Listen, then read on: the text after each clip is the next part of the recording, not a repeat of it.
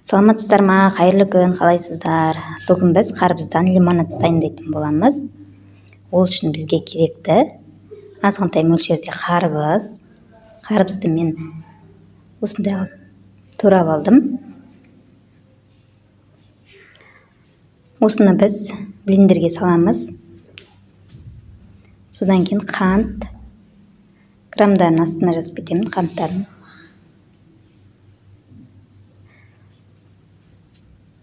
Кичкене суу куябыз.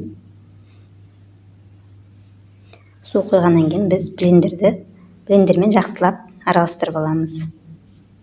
Аралаштырып алган суубузду биз сүзгүнүн көмөгү сүзгүдөн өткөзүп куябыз графинге. Содан кийин барып суубузду куябыз. Осы менен биздин бүгүнкү лимонадыбыз дайын болду. Жасалуу өтө оңой. Салкындатып ичсеңиздер, өтө керемет болот. Шөлүңүздү басады. Сиздер да міндетті түрдө жасап көрүңүздөр. Менин каналымда ар түрдүү лимонаддар бар. Менин каналыма тиркелип, лайк басып, комментарий калтырыңыздар.